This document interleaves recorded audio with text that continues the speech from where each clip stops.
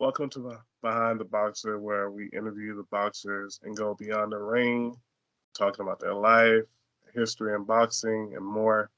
Today, we're interviewing with Quatavious Cash. How are you doing today? I'm doing great, man. It's a beautiful day out here. It is. So, recently, you made the decision to retire. Tell me a little bit more about that. Yeah, I think it's a time for me to hang the gloves up. I did a lot of cool things in this sport. Being on TV, selling out shows back in my hometown, Atlanta. Back in the day, I had Rich Homie Quan walk me out to the ring when he was on top of his career, doing the TV show on The Contender, fighting on ESPN, fighting on the Zone. I just felt like I wanted something different for my life now going forward, and I didn't want boxing to retire me. I want to walk away on my own without being forced into retirement where I'm, struggling to make money. My health not as good as it should be, and I'm still smart. So I've been an athlete since I was 5 years old, and now I just want to use my brain more than anything. That's awesome. So, when you say boxing retire you, could you think of a boxer that you feel took too long or stayed out? Uh, mm, I can't. That's a broad question because, situations.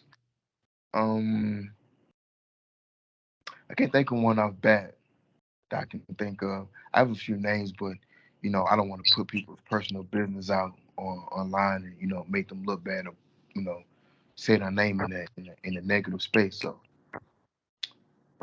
but I can't really think of like no famous guys that the sport retired them. But if you think about the most champions, if you think about the most champions or former champions, is some of them live regular, but a lot of them really needs help.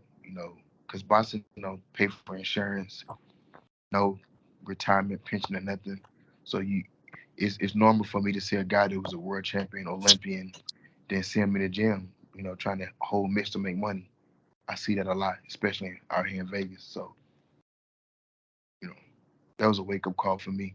Got to do something else plus the boxing. But with me, I kind of fell in love with the sport of boxing a while ago. I've been feeling this way really since about, I want to say, pretty much since my mother passed in 2015. That's when I stopped getting butterflies going into fights, and I just wasn't getting up for fights no more. Even when I fought ammo on the zone, no butterflies. I don't get butterflies, and I think that's a problem. So that's another reason why I decided to, get the gloves up and try something new. Is there anything specifically you like to try in this next chapter? Oh, I'm already. I see. I already started on my next chapter. So I enlisted into the Air Force and I got accepted into the Special Warfare Program. So last October, uh, well, let me go back. Before that, before I enlisted into the Air Force, I bought a cargo van after I fought at MGM last year. I bought a cargo van and started my own business, and I had two contracts. I had an Office Depot contract and a Fresenius Medical contract delivering dialysis equipment out of town, and I was making great money doing that. But once I lost one of the contracts, it started to feel like a 9 to 5, and I knew I couldn't stay there longer.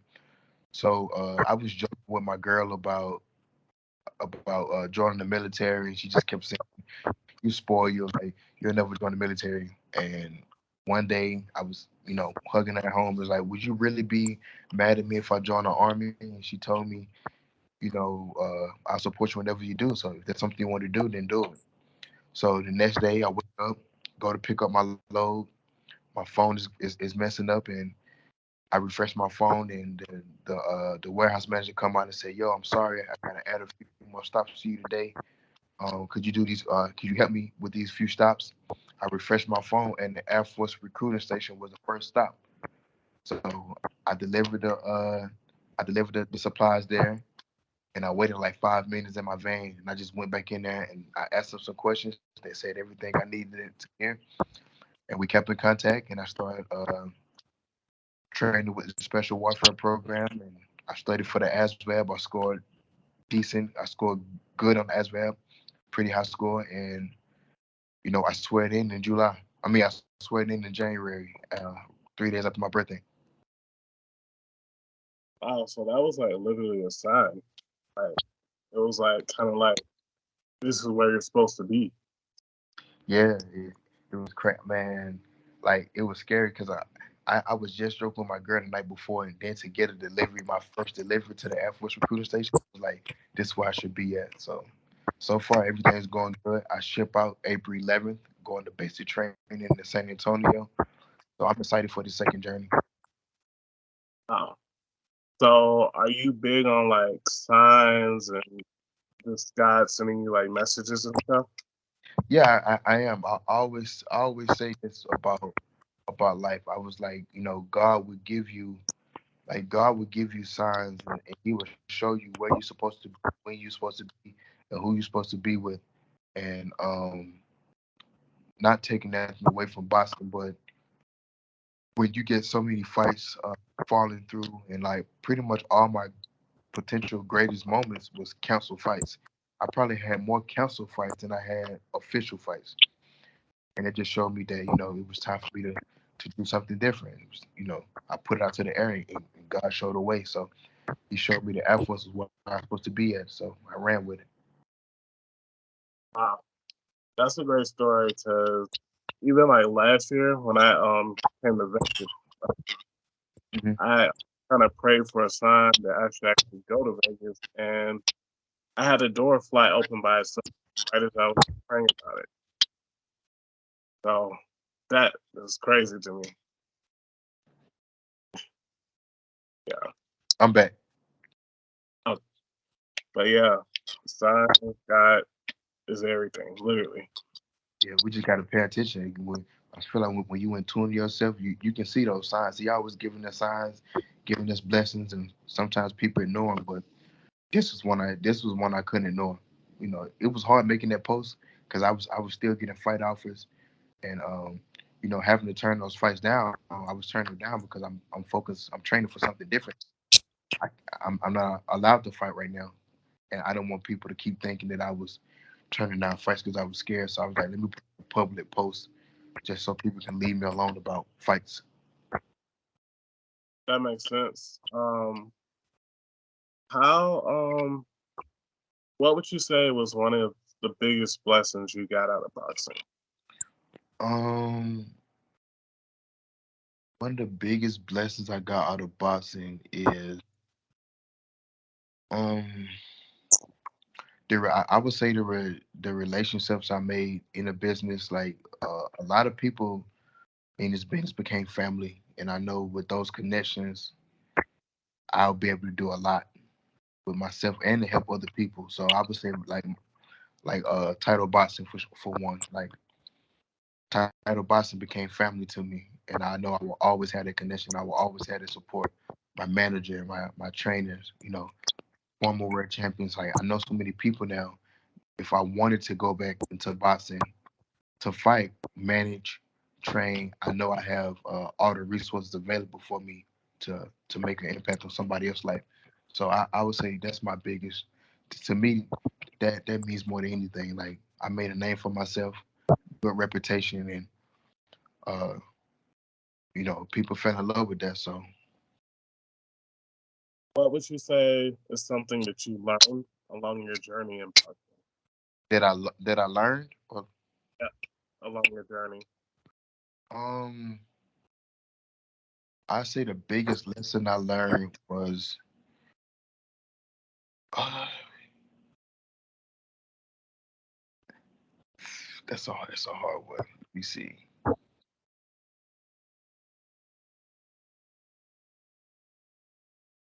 Probably um perseverance, because I would say I learned how to persevere, and I learned how to weather the storm. The stuff that I was dealing with when it came to boxing, I know most would have quit a long time ago, but boxing gave me a strong mind to focus and bite down and keep going. when I know most people would have quit a long time ago. So boxing kind of gave me, but this journey with boxing gave me the discipline to be able to go through uncomfortable situations. And I feel like with that mindset and everything that I learned in boxing, well, just learning discipline through boxing makes me uh, it makes me go through life easier. Like my mindset is different because I got a high pain tolerance, physical and mentally. So I can take a lot. I can take more than the average person. I learned that through boxing. So I feel like without boxing, I wouldn't be able to join the military. Probably would have been spoiled, or I wouldn't be able to handle certain problems with ease. Or somebody stole my car on my birthday a few weeks ago. I woke up to take my son to school. My car was gone. Somebody stole it, but I stayed calm the whole time. All those things I learned through boxing. If it wasn't for boxing, I don't know how my mental would be. That's powerful. That's really, really powerful. Boxing really teaches you discipline and also, Hmm. like you said, perseverance. Because otherwise, ooh, it's a lot. It's a lot.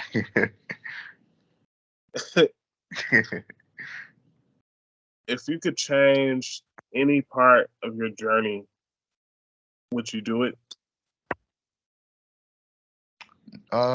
No, I'm a real. I feel like everything played out the way it's supposed to be. Now, it's one part of my journey when I did the TV show. Um, I don't know if you watched the Contender, but the first episode, the first fight, I actually had a chance to go out there and fight, but instead we chose a guy that supposedly wanted the fight person. I feel like if I it's a few mistakes that I made on the Contender that if I didn't make them, things would be a lot different now. I probably wouldn't be having this retirement conversation. Maybe who knows? But I would say I would have fought earlier on the show.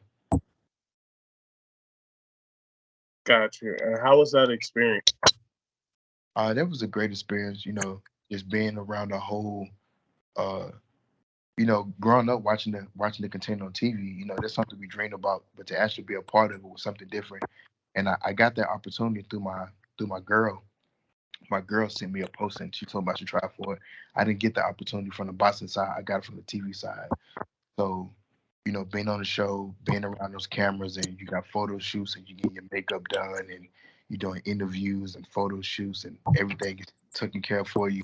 They make our beds for us. They wash our clothes. They fold our clothes. They cook for us. Anything I asked for, they gave it to me. It was dope.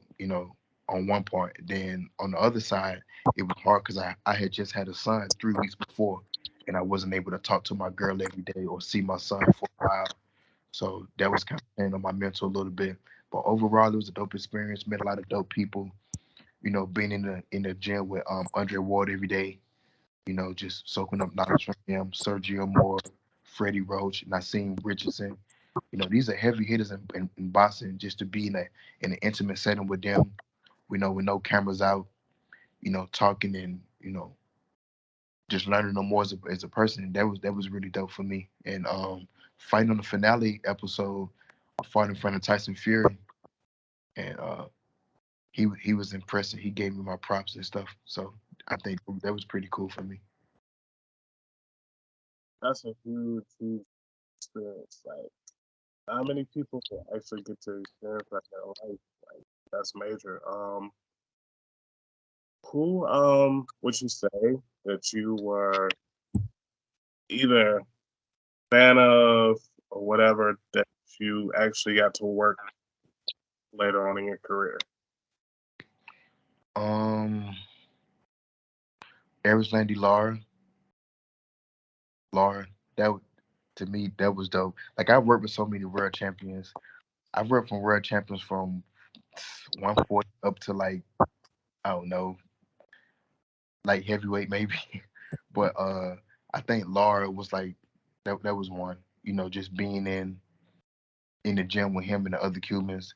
And like Casamayor, I used to have a poster of Casamayor on my wall growing up. And when I got older, this is somebody I can call a friend.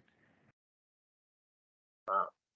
Or at the time when I was around Floyd Mayweather, that's somebody I was looking up to growing up. And then when I was about to sign with him, that's somebody I can personally text on my phone. That's somebody I was hanging out with.